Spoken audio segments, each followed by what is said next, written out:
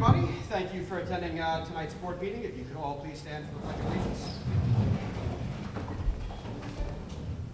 I pledge allegiance to the flag of the United States of America and to the republic for which it stands, one nation, under God, indivisible, with liberty and justice for all. Okay, let the record show that all board members are in attendance with the exception of Mrs. Kelly. And for those of you that are out there tonight, I just want to, I know space is limited tonight, so we just be mindful of each other's personal space. We'd all appreciate that. And that's my joke of the night, and I'm glad we got 2 laughs, so that's good. All right, we are going to move.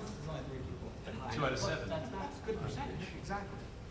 All right, so we have a few announcements that we are going to make tonight, and I'm going to turn it over to Dr. Romanelli for that. Great, thank you so much, Mr. Tussey. So for the announcements portion of the meeting tonight, the first item on there under letter A is our district safety plan. Just so all are aware, we have posted our district safety plan for the upcoming school year on our website. It is in the announcements section, listed as a draft. The emergency plan is about 18 pages long or so. You can read through the entire document there on our website. There is also a Google form if any parents or community members would like to provide feedback or input. It is posted up there, and we'll be leaving that up there for about 30 days.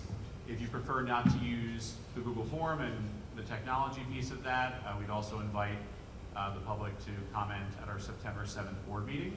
There'll be time at that meeting as well if people do want to share any thoughts on the emergency response plan. We can do so during that time. One area that is a little bit in flux just is our conversation about armed guards. You will not see them in the district safety plan currently because we have not appointed anyone yet. However, over the next 30 days, we do expect to make some progress on that. So we will be making some updates in the final response plan there. Our district response plan is something that is public. It is posted on our website. It's shared with law enforcement. You know, we have school-specific response plans as well that are confidential documents that we share with the board, that we also share with law enforcement, and those are a little more specific about the inner workings of the district. We don't publicize those just because of the security features that we don't want to be public. I just wanted to, on this topic, just give an update to the board and kind of a recap to the public on the work that was done this year over the 2022-23 school year regarding school safety, and also to prepare for the 23-24 school year. We did begin a conversation this year about arming our security guards, and this resurfaced after the unfortunate Nashville school shooting this year, which took place on March 27th. This had previously been a discussion in the district and was thoroughly reviewed prior to the pandemic. This event really brought it back to the surface and started the conversation happening again. On March 28th, the following day, we had actually already had a budget presentation for facilities and school safety plan to discuss our current program at that point in time with school safety.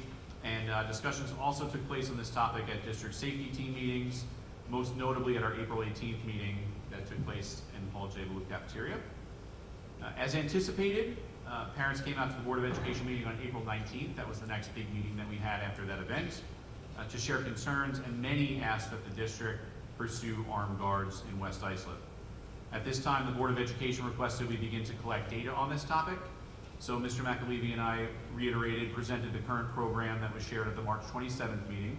As more members of the public were present at the board meeting, we wanted people to be able to see the presentation. Deputy Commissioner Carter attended the meeting as well to speak on the topic, and there was a Q&A session with the public. The Suffolk County Police Department has expressed support for armed guards in our district and full cooperation and collaboration if that was the direction that we decided to go. Mr. McAlevey and I reached out to directors of school safety and superintendents across Long Island to look at various models that have been implemented in other districts across Long Island. The main discussion points included the concept of having inside guards versus outside guards, using private companies versus your own internal staff, the number of armed guards that you would have in a school district. For instance, some places choose to have all guards armed, others go with a 1 per building model, some go with 1 per district, others go with different zones. You know, for West Islip, it would be more like a north and south zone type situation. So we discussed those types of models as well. At the May 11th Board of Education meeting, an update was given regarding school safety and our initial findings. The strength of our internal team was noted. We have 90% of our security team that has a law enforcement background. 80% of the team had armed guard licenses at that point in time. And it was recommended from administration and the security team that if we do choose to pursue this, we should do so internally, as we have an invested and trusted team within the district already. At the June 8th Board of Education meeting, data was shared on school shootings, response times, and various research and data from U.S. Secret Service sources and the K-12 school shooting database. Notably, some items that were shared were that there were 0 to 30 school shooting events in 2000 to 2001, that school year, and an increase to 327 events in the year of 21-22, which was the last data that was posted on the website last year for data.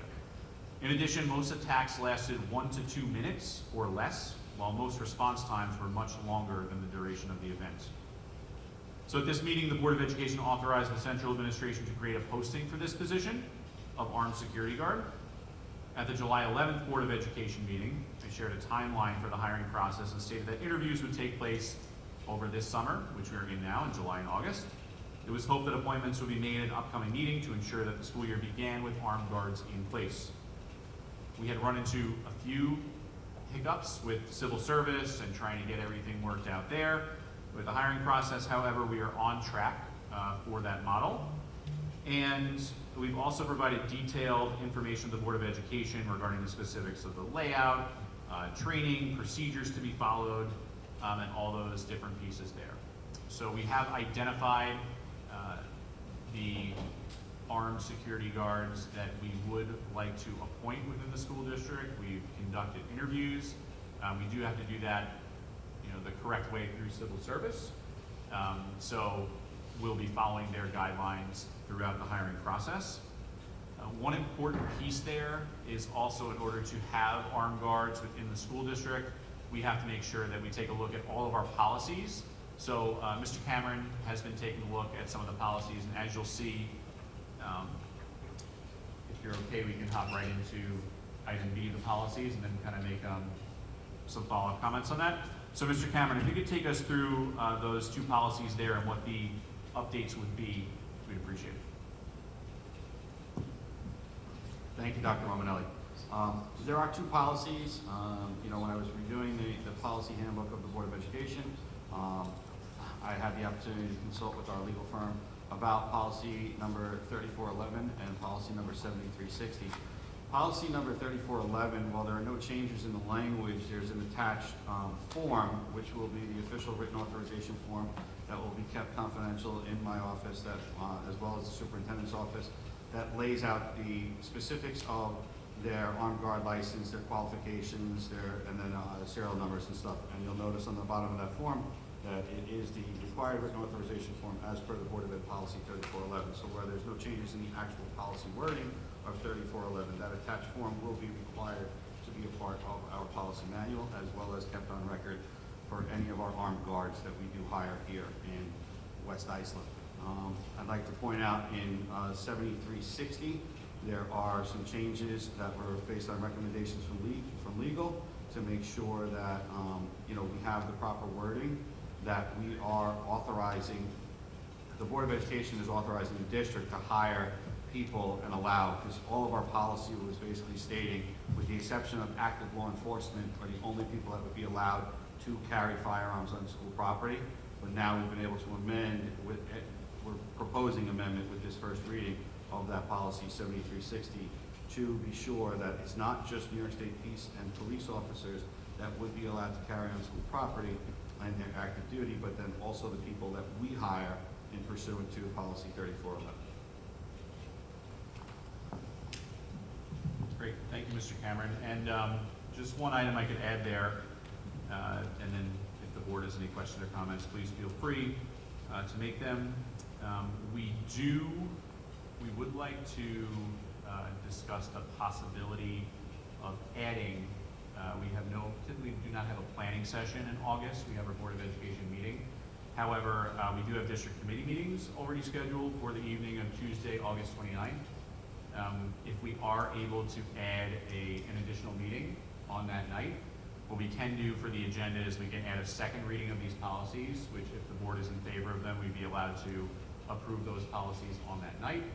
And we'd also be able to discuss the specific appointments in our executive session confidentially with the board, and potentially come out and make the appointments for those guards so that we could have everything in place for the start of the school year. Yeah, we're all in agreement, right, having that? Yes, please. Okay, great, thank you. So we'll make that public notice and have a plan for that board meeting on the 29th as a planning session. And before you go on, I know you asked if we have any questions, and I don't have any questions, and the reason is for that is because of the work that you and your team have done on this topic throughout the course of the past school year. And we all appreciate everything that you guys have done for this topic. You've informed us more than I could have imagined, and there's so much data that I didn't even know existed. So, for those of you that that are out there, you know and you follow this board. I was always against the concept of armed guards, and I have been educated in this topic and came to an understanding that the way Dr. Romanelli and his team, and Mr. McAlevey and everyone has presented this, that me and I think probably all of us have changed our tune, which is obviously why we're going in this direction. And again, it's because of the work that Dr. Romanelli and his team did. So I just want to publicly say thank you for all of that and for all the information, and thank you for making it easy for us to make this decision.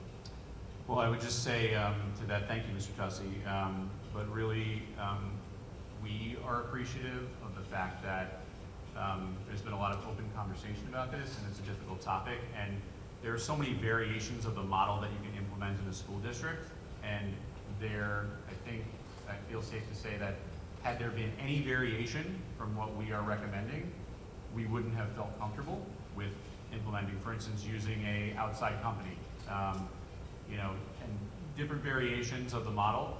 We have an exact variation that we feel is the optimal setup, and that's only possible by, the collaboration with the board and our team and our security team, and so we're very optimistic that this is going to be an excellent model coming into the new school year. Yeah, and it's my expectation is that we do become the model for other school districts. I wouldn't be surprised to see others starting to follow suit with how we do things.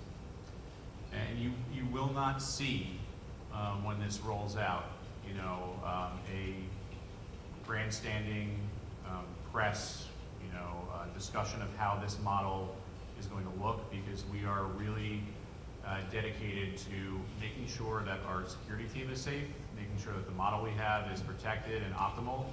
And so this is something that is, going to be taking place, but it'll be business as usual when you come into schools on day one.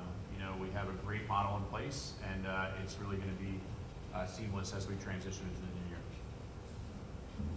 Thank you. So if I can go into item C, which is the district accountability status. You may or may not have seen, there was an article in Newsday on Sunday. I actually would just share publicly also that we did not know that it was going to run Sunday, but they had sent a chart for review, and we thought it was going to come out at some point this week.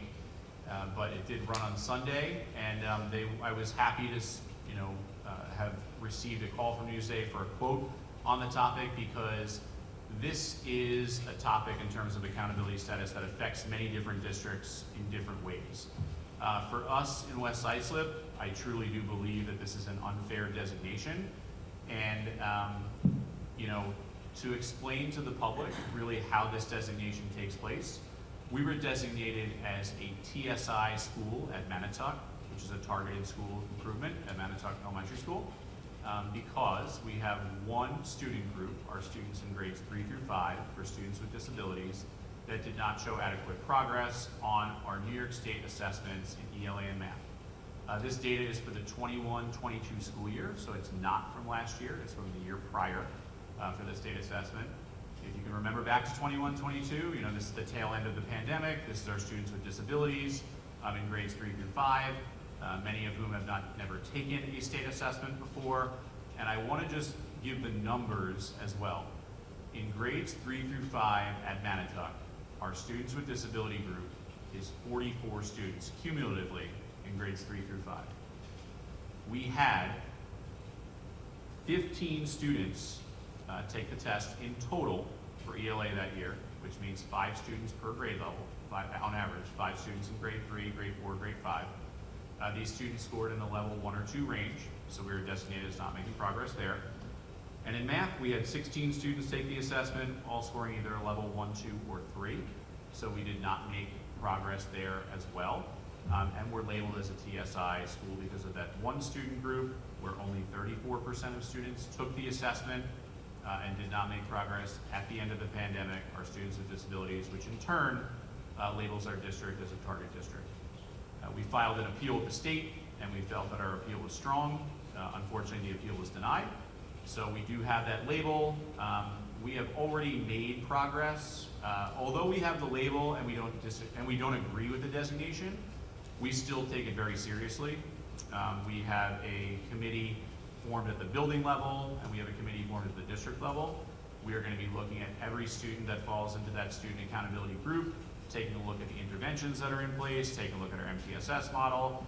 We have a strong benchmarking system within West Islip where we give assessments to our students in the fall, winter, and spring and track their progress. We put interventions in place in the classroom, and we're going to be doing so with that student group as we have been already.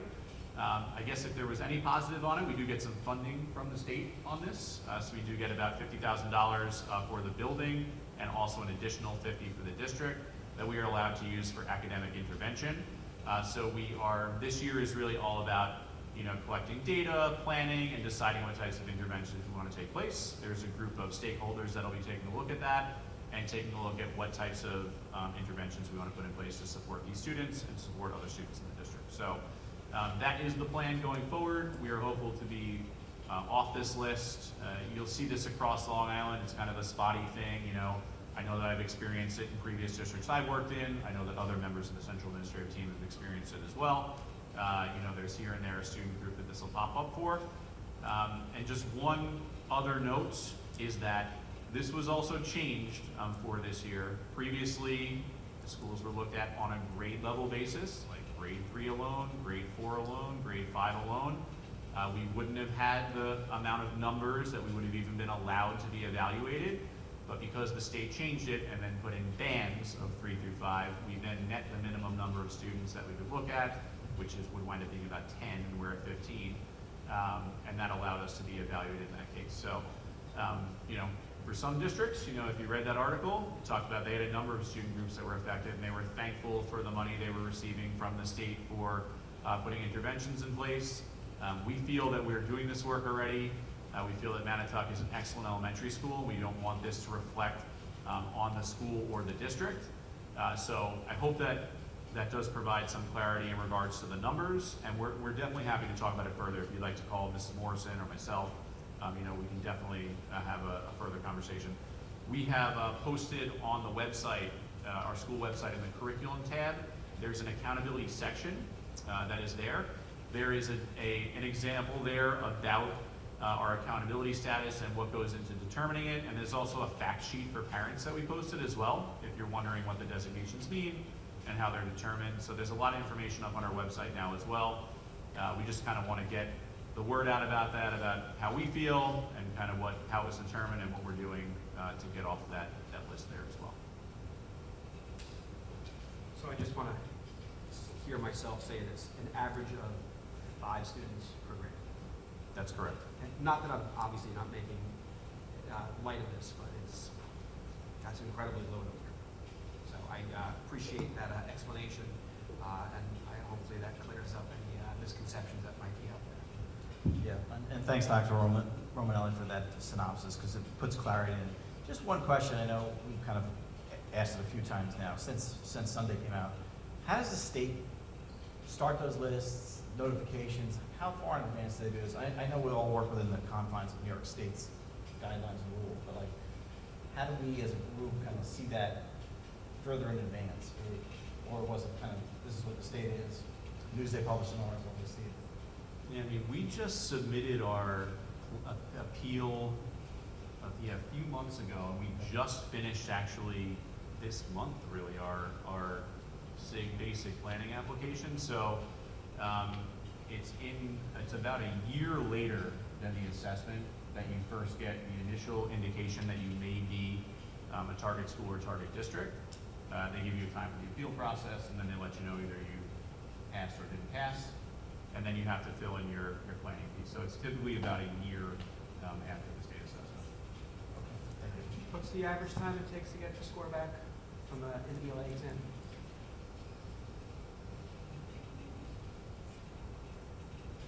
Six months. So almost an entire school year, if you really think about it. So again, I highlight that because, you know, I've made it known I am not a fan of high stakes testing and whatnot. To me, this just puts more highlights on the lack of, I don't even know the words I'm looking for, just it loses a little bit of credibility. It takes so much time to get the scores back that by the time we're able to maybe address it, the kids are now in a different school. We're being notified 2 school years later about testing scores. So the whole situation to me, I think needs to be reworked and relooked at. And hopefully people in the state ed department can maybe get their heads together and figure out a better way of getting us our data and our information back more in time so that we can use it better. Yeah, I think that raises a really important point because, you know, the opt-outs of the state assessment was a really big factor here. And, you know, there are different reasons why families choose for students to either take the test or not take the test.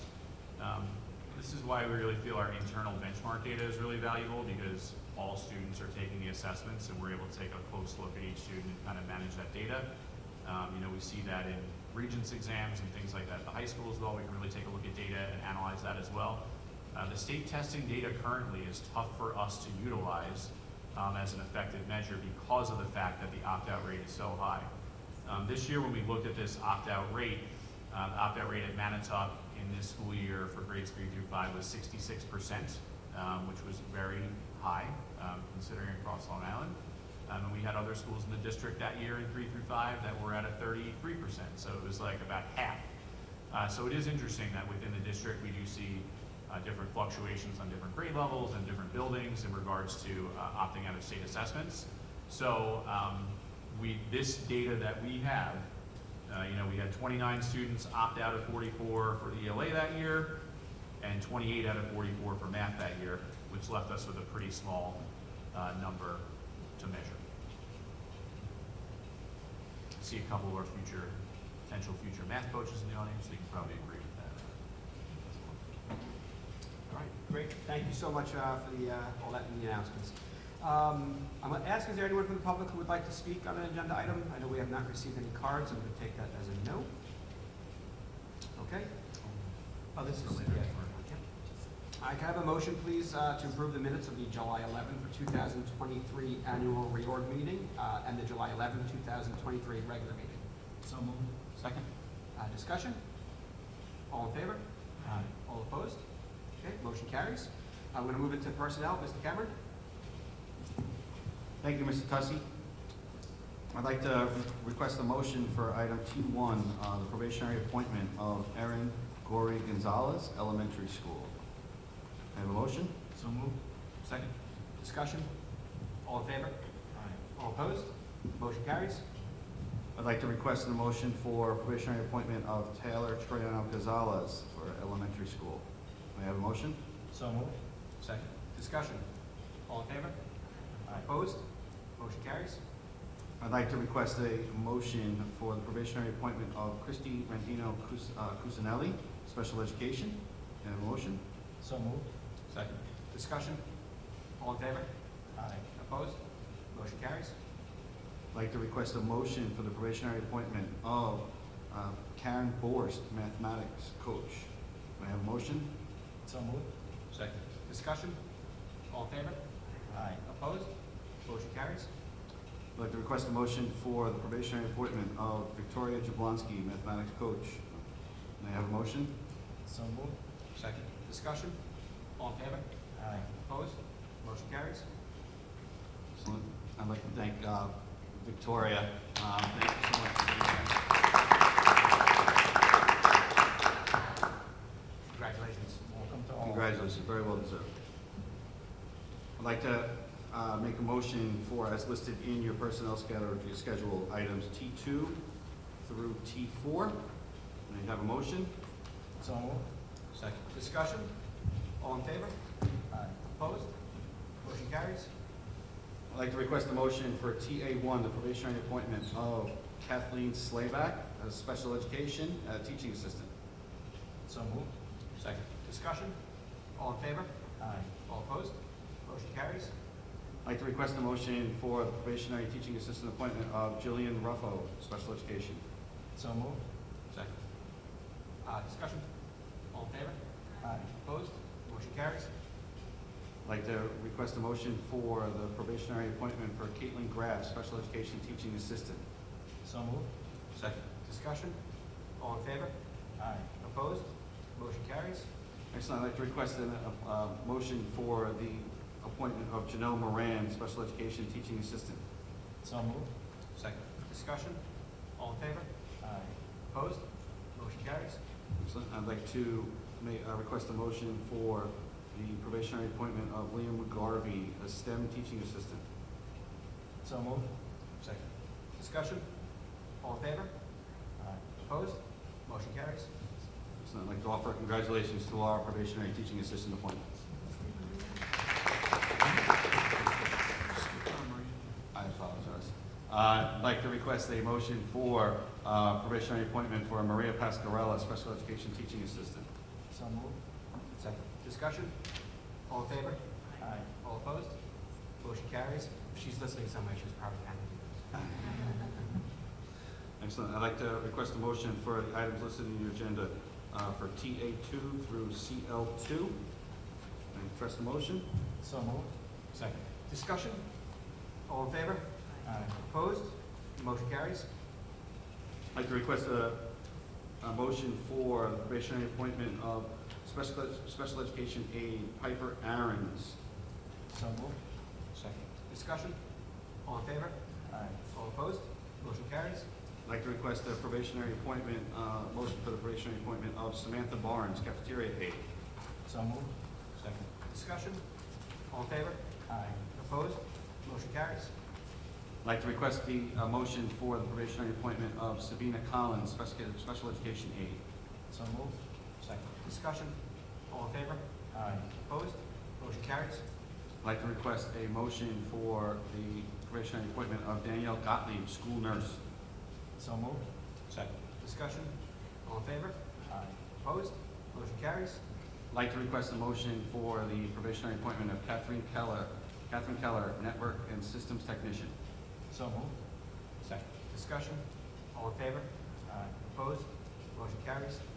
May I request a motion for the probationary appointment of Rosemary Maggio, special education aide. So moved. Second. Discussion? All in favor? Aye. Opposed? Motion carries. Excellent. Could I have the, request a motion for the probationary appointment of Amanda Nielsen, bus attendant? So moved. Second. Discussion? All in favor? Aye. Opposed? Motion carries. Can I request the probationary appointment of Wendy Parks, special education aide? So moved. Second. Discussion? All in favor? Aye. Opposed? Motion carries. I'd like to request the probationary appointment of Erin Scalepi, special education aide. So moved. Second. Discussion? All in favor? Aye. Opposed? Motion carries. I'd like to request a motion for the probationary appointment of Teresa Smith, cafeteria aide. So moved. Second. Discussion? All in favor? Aye. Opposed? Motion carries. I'd like to request an appointment, request a motion for the appointment of Carol Wank, senior office assistant. So moved. Second. Discussion? All in favor? Aye. Opposed? Motion carries. I'd like to request a motion for the resignations listed in CL4 as in your agenda. So moved. Second. Discussion? All in favor? Aye. Opposed? Motion carries. I'd like to make a motion for the retirement of Warren Seaman III, custodial worker 2. I have a motion. So moved. Second. Yeah, so discussion here, 43 and a half years in the district. Wow. I guess Warren is not here tonight, but I wouldn't even know how to begin to thank him. Literally, it's no secret, I'm 46 years old. I mean, so we're talking Lifetime. a lifetime. and it's just incredible.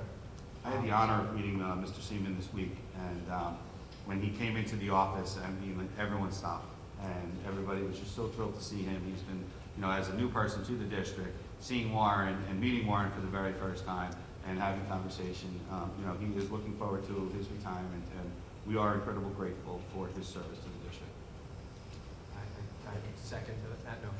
Yeah, and if I could just have some discussion, I know Warren well from many years at Beach Street, and just a great person, also a volunteer at the local church here for many years as an usher, and just 43 years is a long time. But Warren, hopefully you're watching, enjoy your retirement.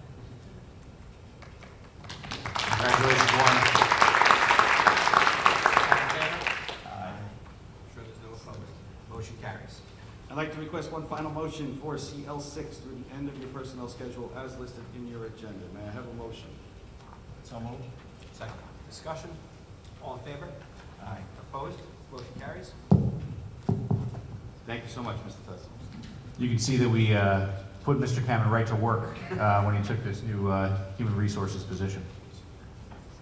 Thank you, Mrs. Cameron. Job well done there. Where are we? We're moving into curriculum update. Mrs. Morrison, please. Thank you, Mr. Tussey. Good evening, everybody. Welcome back from what I hope was a wonderful summer. I'm very pleased to announce this evening that we are welcoming approximately 25 new teachers and professional staff members to the district on September 1st. They will be joining us for new teacher orientation on August 28th, 30th, and 31st. At the orientation, they will be introduced to the various instructional technology platforms utilized throughout the district. They will receive Stop the Bleed and active shooter training. They will have time to meet their principals and directors in their home buildings and settle in. And they will receive overviews of the teacher mentor program, special education department, curriculum instruction, human resources, and the best part is the guided tour of the school district. So we get on a school bus at about 2:15 on August 31st, and we go past all of the district's buildings. So if you see a school bus rolling around the streets, please make sure to wait. Mrs. Morrison is the tour guide on that bus trip, by the way, and I would recommend everybody experience that at one point in their life. And the Google form is open for those of you that want to meet me with water balloons.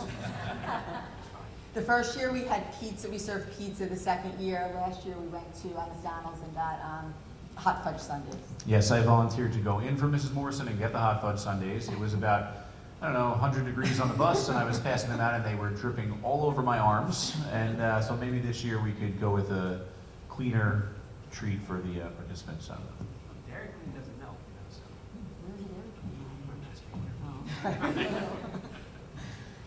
Summer school concluded today with the administration of Regents exams. Regents exams were also administered yesterday. Over the past 2 days, 92 students took at least one of the exams being offered. They're currently going through the grading process right now, so we don't have the results, but we will have them shortly. 66 students attended the Regents review classes, and 33 students successfully received credit for courses previously taken last school year. I'd just like to take an opportunity to thank the teachers and Mrs. Robertson for their amazing work this year in summer school. I had the opportunity to visit the program several times, and there was a lot of hard work put into the program. The kids did a great job, and the teachers and Mrs. Robertson as well, so thank you. Superintendent's Conference Days are coming up on September 1st and September 5th. Throughout the two-day event, faculty and staff will hear a keynote address from motivational speaker John Perricone. Mr. Perricone is the author of Zen and the Art of Public School Teaching, a book that inspires, revitalizes, and reminds educators why we entered the profession. In addition, teachers will meet to review district safety plans, the IEP and 504 documents with their students, and complete mandated trainings amongst classroom preparation and some welcome back fun. In that respect, we look forward to welcoming all of our students back to school on September 6th. Thank you. Thank you, Mrs. Morrison. We're going to move into the report on board committees, and first up is the Education Committee with Mr. Antonello. Good evening, everybody. The Education Committee met last night at Beach, August 16th. The meeting started at 6:30. I arrived at 6:40. Mr. Tussier at 6:45. Transparent. Okay. In attendance, all board members are in attendance with the exception of Mr. McCann. Also in attendance, administrators, Dr. Paul Romanelli, Assistant Superintendents Lisa Pilati, Dawn Morrison, and James Cameron. A few things were discussed. The first one was an update on the Foundation's implementation timeline. Teacher training on that and K-1 rollout continues. There was an update on the standards-based grading for K through 2. Standards-based grading K through 5. We're in year 2 of that different grading system. There is some issues concerning some of that grading between 3s and 4s. It's going to be clarified and worked on by the teachers this year to get a handle on that grading style. Curriculum review continues as well with formation of the literacy committees. There was an update on Code of Conduct and the Parent Academies. The Code of Conduct was updated last year, so the Parent Academies will serve to update parents on that. There is a cell phone committee that's being established. We all know the issues of cell phones in schools and homes. Everywhere, there'll be a committee to discuss some ways, some possible changes to be implemented as far as the students are concerned. There was discussion about weighted and unweighted courses in the high school as well. A committee will be established to determine that. There was also discussion of the profile of a graduate. Work continues on that to identify goals of what should be in that profile. As was mentioned earlier, the otherwise quiet summer was interrupted by a Newsday article about Manitowoc. We discussed that. Dr. Romanelli went into full explanation on that as well. There'll also be a committee to discuss issues with the high school attendance, improving high school attendance as well. And then there was discussion of the high school testing data review. The chair people in the district are going to come and give an update to the board on data as far as testing from the last school year.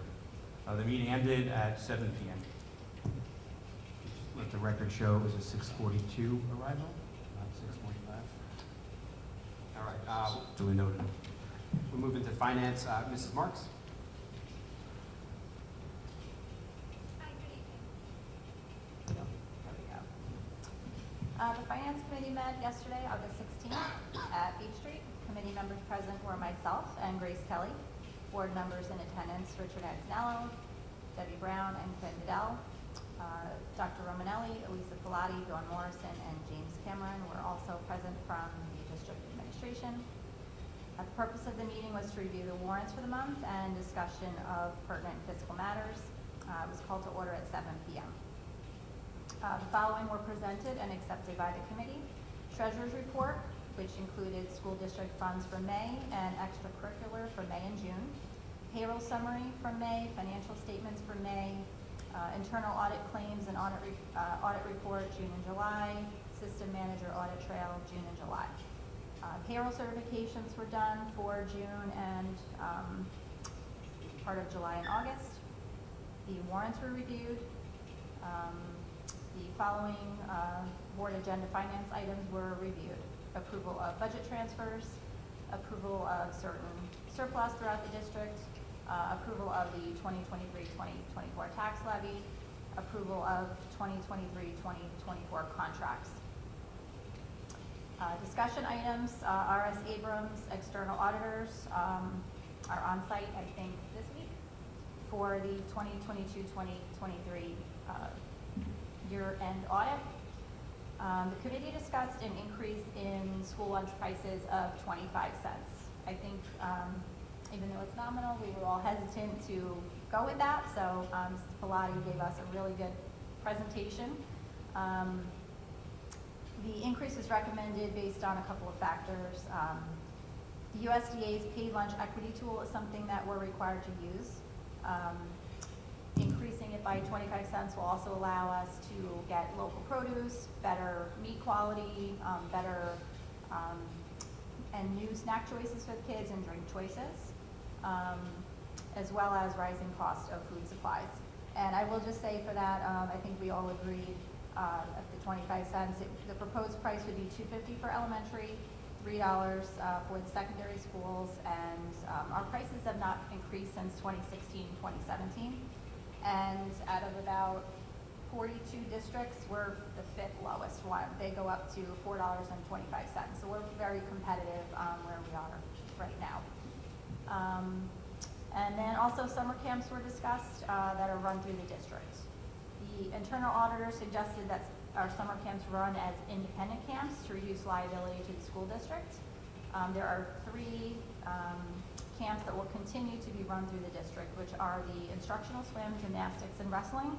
And the other 6 camps will return to operating as independent athletic camps. And those included boys basketball, girls basketball, cheerleading, softball, boys volleyball, and recreational camp. And the meeting was adjourned at 7:15. Thank you, Mrs. Marks. We're going to move into Building and Grounds Committee with Mr. McCann. Thank you, Mr. Tussey. One clarification, Mrs. Morrison, summer's not over yet. Still have some time. But thanks. The Buildings and Ground Committee met yesterday, August 16th. All board members, excluding myself, were present. So I wasn't late, I wasn't there. Administrators present were Dr. Romanelli and Assistant Superintendents Mrs. Morrison, Mrs. Pilati, and Mr. Cameron. The list of the items that were discussed. I also look back to a meeting we had on June 20th, which was another Buildings and Grounds meeting, so I'm going to kind of combine the 2 meetings, and I'll try to be quick because there's a lot of information there. As everyone knows, you drive around the district, you see a lot of construction projects going on. Summer is our busiest time for Buildings and Grounds to get those projects done. So the first discussion item from yesterday's meeting was the pool reconstruction project. So we had a presentation by BBS Architects on what that may look like. That is still under discussion of renovating the pool for a 5-lane pool, which it is currently, or creating a 6-lane pool. So they went through the benefits of that. Part of that, the estimates on construction there all depend on how much is aidable with the state. So it was determined to look at the 6-lane pool and find out if that will be aidable. So we'll have a better handle on what the total cost of those projects will be to present to the public once we find out what's aidable from the state. There's some complexities there. We talked about a schedule for construction, the timeline for us, the debt timeline, which means we to submit for the community for a bond proposal. This group has been supportive of the 6-lane pool. The current pool is 60 years old, so whatever dollars that we spend today will probably be used over the next at least 50 years. And the 6-lane pool option is the one we want to at least explore for the next phase of this project. The next part of what was discussed there was the construction project updates. So the Beach Street generator is a final connection in place. The beach rotunda, the windows, some of the parts were delayed, so that construction will be delayed. The high school science rooms are progressing nicely. The Bayview and Paul J. Ballou gym windows are almost done. The Paul J. Ballou parking lot, if everyone passed on Higby Lane and seeing all the trees taken down. Now, just to clarify, there were 2 sets of trees taken down. The first was done by the town when they redid the sidewalks in front of Higby Lane. That was the first set, because we had gotten some calls on that, why are we taking those trees down? That was the town to take those trees down to replace the sidewalks. In addition, we took down trees in front of the bus depot between the high school, between the Paul J. Ballou and the library. That's where the new parking lot's going to go for Paul J. Ballou, about 27 new spots. This is a project that we talked about for about 2 years. We had cost estimates up to about $1.4 million to redo the entire parking lot. We've scaled that down just to add some more spots.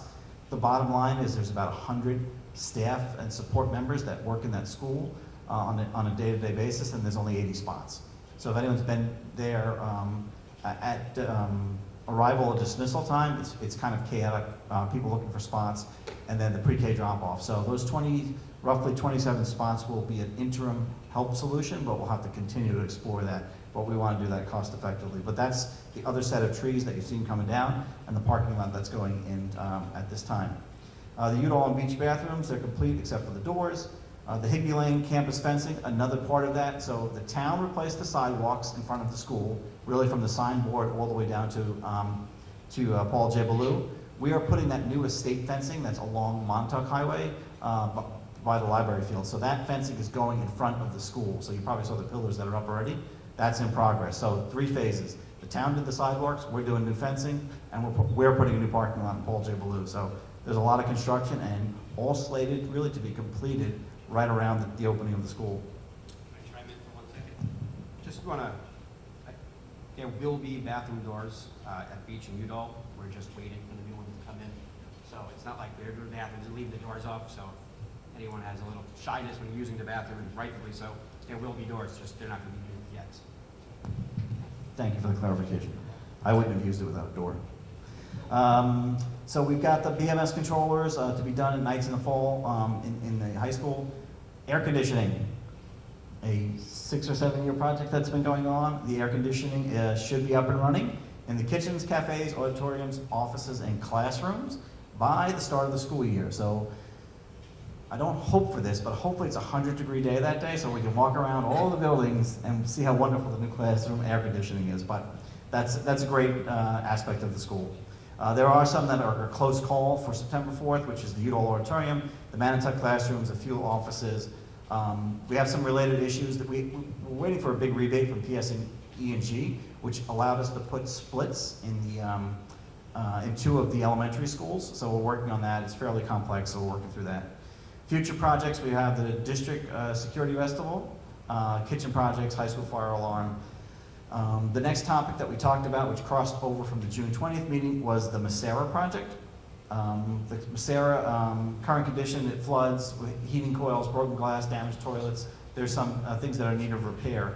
We have an interested party to lease the building back. It happens to be the Bosse's Group that leased it for 20 years prior to them vacating in 2019. So that is, they have some interest in there. We've given some tours of the building. More to come on that. We also, as many of you know, that when I report on this, we had come up with the concept of a vocational and technical school for that area. We had spent the year looking at other programs in all of the other districts that are out there. We looked at numbers of the current children we sent to BOCES. To the credit of the administration, we expanded the BOCES offerings last year, which was great.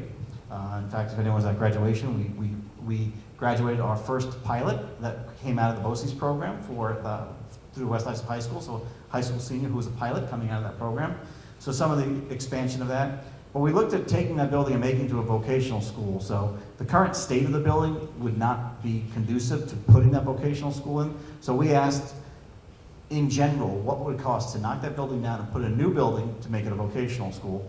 We did get some preliminary costs, which were a little bit extreme. So that's certainly an option down the road to do. But basically, a 25,000 square foot building would cost about $30 million. So it would be a total bond float, but we'd have to justify all that. So we're still looking at leasing that school, but still looking to expand our BOCES offerings throughout the district. So, but those are the 2 kind of options that are in place there. The next option that we did, the third option, which was potentially would be to knock down the school and create athletic fields for the community. So that would be a much lower cost, but all these options that we're discussing, probably the number 1 I would say would be if BOCES does come back, because they will pay for the renovations, hopefully, and we'll be able to have a vibrant school in that and still use the fields, but more to come on all of that. But that was what the updates from those 2 meetings were, and hopefully everyone enjoys the last couple of weeks of summer, and looking forward to seeing everyone first day of school. Can I just add something? Yeah, so we weren't sure if the public was familiar with, if we sold Massera property, how that money would be handled. So we just wanted to ask Mrs. Pilati to give us a little explanation. If you don't mind, please. Thank you. If a school district sells a building, first they have to make sure there's no outstanding debt obligations that exist on the building, which for us, there is no existing debt. So any remaining proceeds would then be put into a reserve for tax reduction. That reserve would be established by the board through a resolution. And we are required by New York State education law to use those funds, those proceeds in that reserve over 10 years. We have to use it within those 10 years to essentially offset the tax levy. I just want to add one other thing, sorry. To circle back to education really quick, I just wanted to mention that administration is looking into expanding our dyslexia screening to all children, not just children that might be suspected of having dyslexia. Yeah, and let me just add that the first board meeting that we are not discussing with Sarah, there will be party poppers and streamers because it has been an ongoing discussion for how many years? 7? Yeah, so looking forward to that. Not Can I, being a can I topic. just ask to add one thing?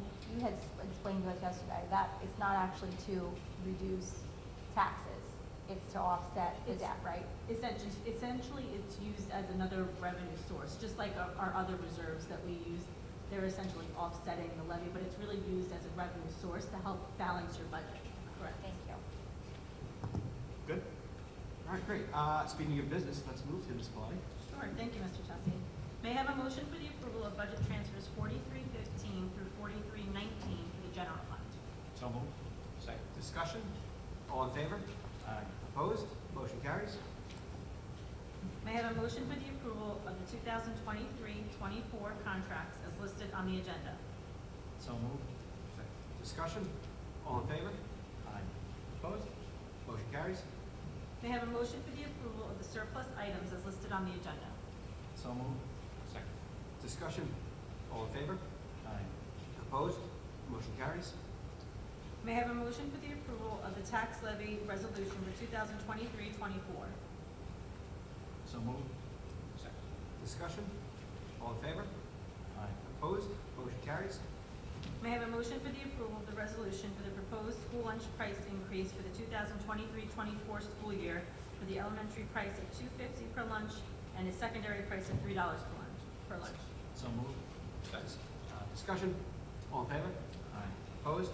Motion carries. Thank you. Thank you, Mrs. Bellotti. Have a motion, please, of approval of the after-school kids under supervision incorporated Fifth Amendment to lease agreement. So moved.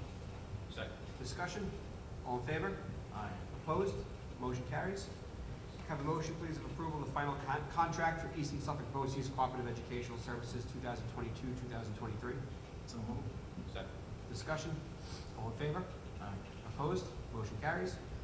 Have a motion of approval of stipulation of settlement and release of student A. So moved. Second. Discussion? All in favor? Aye. Opposed? Motion carries. Have a motion of approval of the memorandum of agreement regarding the West ISA Paraprofessionals chapter of the WIDA negotiated agreement. So moved. Second.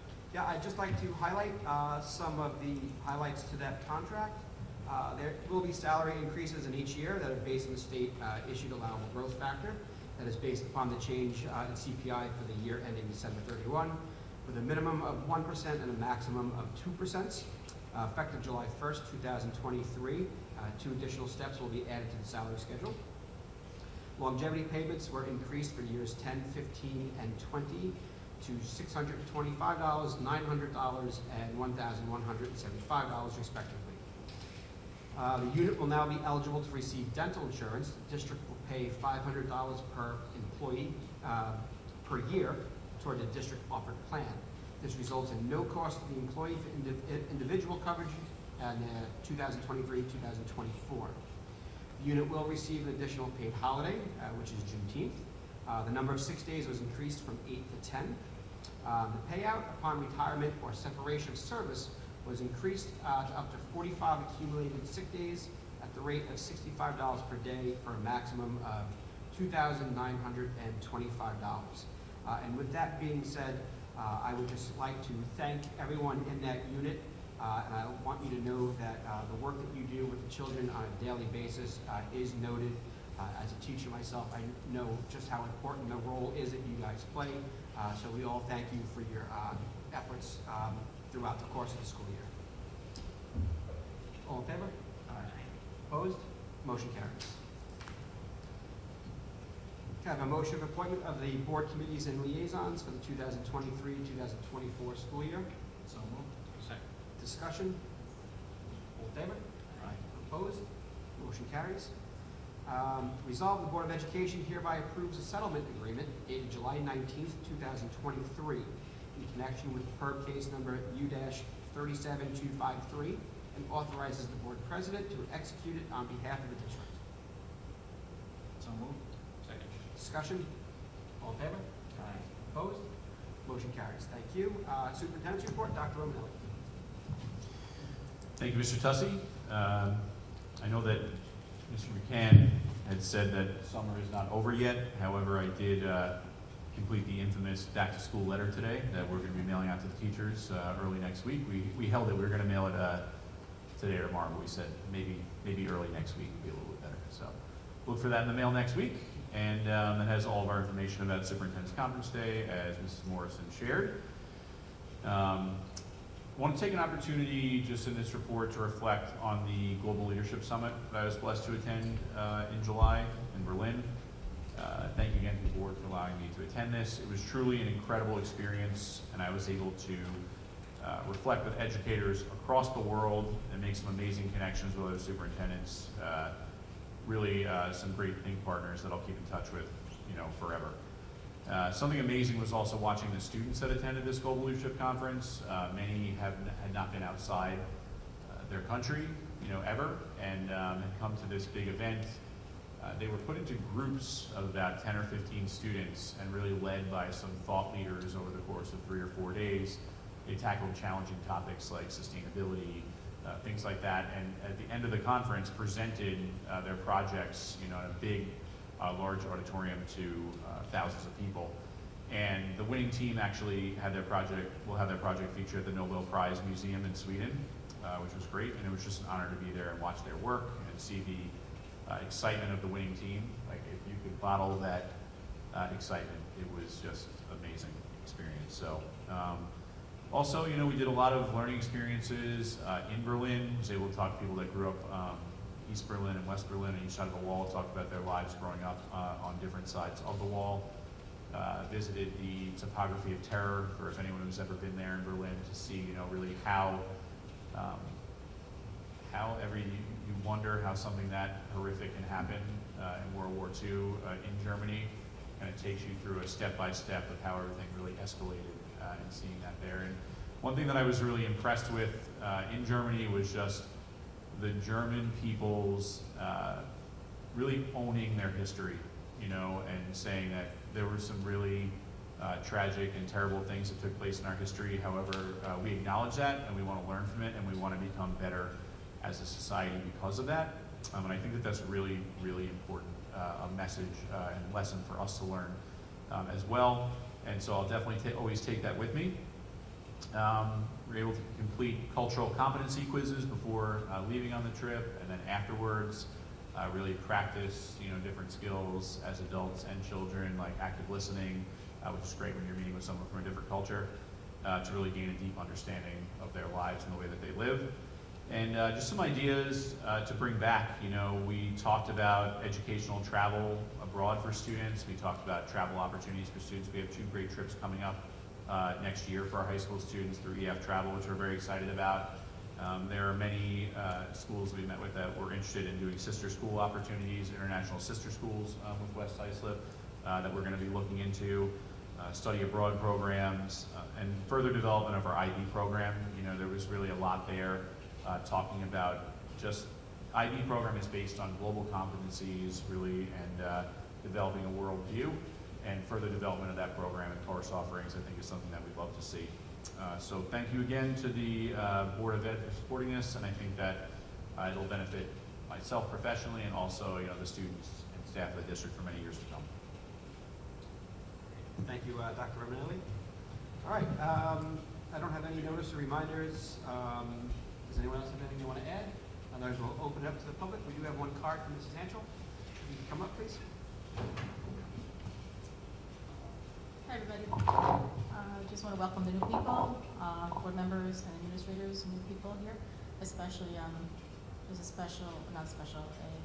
extra congratulations to Quinn Goodell. I think you're an inspiration to the community, young children who look up to you. And keep all of you in my prayers, as they always do.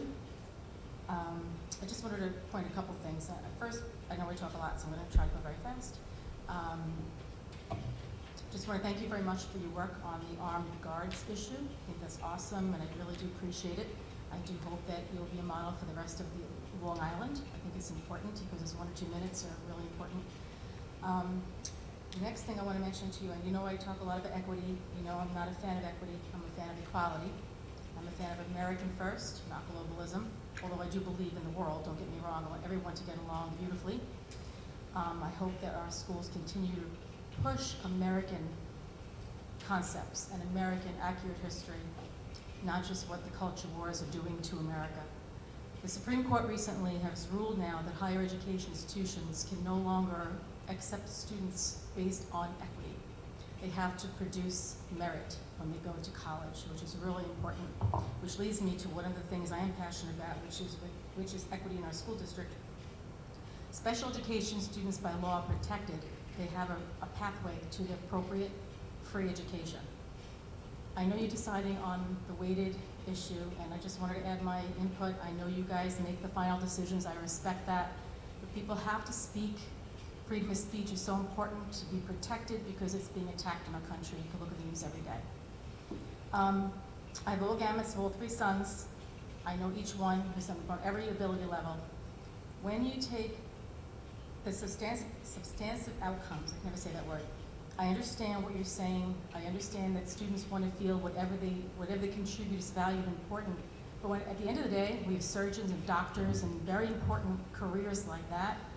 We need to value their abilities, their academic giftedness. I'm almost finished. We are all very much sports oriented in West Islip. Okay, sports is one of the highest things in this district. You would never be allowed to join any sport unless you made the cut. You wouldn't be accepted on the team if you didn't make the cut. And there would be no apologies. So my input to you is to definitely consider weighting those averages. I mean, I read over on the minutes how they used to do it, how they're doing it now, and I understand that kids want to feel good about themselves. I was an anti-bullying speaker for many, many years. I get all that. But we also have to teach them reality, that if someone's better than you, that's just the way it is. Because if we start looking at them the same, and that's what I'm fearing in our country, we are going to land into socialism. And those kids who have the brain power to do the work that we need doctors and surgeons to have, they're going to say, why bother? Like, there has to be incentives for the abilities of these kids. So you say we should wait? Go say it again? You want us to wait? Yes, absolutely. So Because can I just say the that reason- you and I are on the same page? Okay, great. I think that's wonderful. Not something that we say often. So. Yeah, I know, right? See, there's always a path. God is good, always, okay? I have to throw him in there because he's in charge of everything. But the point, I don't know why they took it away. I don't understand the thinking because it doesn't teach children, because you have those kids who excel and they can be the role models, the ones, who can really mentor and really help them, The other thing too is, this is not really one of my burning passions, the civics new requirements for community services. I'm just making a comment about this. I never liked it in the first place. I don't know why they had it, because kids should want to do something to help. They shouldn't be mandated. That goes into that socialism thinking for me. It's like if you're told to do something, it takes all the specialness away from it. You got to do it, like if you're a Boy Scout or a Girl Scout, you become an Eagle Scout, you want to do it. No one's forcing you to do it, okay? The worst part was that when they actually did it, okay, and again, I'm not blaming, I'm not on your side, I don't see things how you see them, I only see things from my perspective. Then what they did is they basically didn't hold those same kids accountable and let them graduate. And I know there's a couple people who spoke in favor of it and wanted to come back. So you try to make everybody happy, I get that. And the concept is good, but in reality, it teaches kids to resent all of you because you're making me do this and I really don't want to. So what's the value of doing something you don't really believe in? The kids who do things, once again, who really want to do it, who really want to learn, those are the true leaders. Okay, so whatever you do with this, I don't really mind, whatever you do with this civics requirement, follow through and hold them accountable. If you say they will not graduate, don't let them graduate. That's the best way. You have to hold true to the consequences as much as we hold true to the compassion. Thank you for listening. Appreciate it. Thank you. Thank you, Ms. Sancho. If I could just make one comment about that too, that some of those ideas really went into the reworking of the civic requirement. It was pretty much strictly a community service hours piece, but we put in earning the seal of civic readiness, the CAS program, we have community service hours as well. We also, so there are a bunch of different options for students that they can choose from rather than being told like, you have to do this, otherwise you can't graduate. And we did actually appoint an advisor to oversee the program because we do want it to be done right, and make sure that there is someone that's, working with the students and families to make sure that they meet that requirement. So we are taking a look at that, and I think that the program we have coming into this year will be a successful one. All right, well, thank you all for attending tonight's meeting. As Mr. McCann said, summer's not over yet, so we do wish everyone a very happy, restful last couple of weeks. I know I don't know how much rest we're gonna get because everyone's getting ready to get back into the swing of things with dropping kids off to college and all that stuff. So I wish everyone nothing but the best, and we shall see you soon. And with that, can I have a motion, please, to adjourn to executive session where the board will discuss personnel, negotiations, and litigation? Discussion? All in favor? Opposed? Motion carries. Have a great night, everybody. Thank you.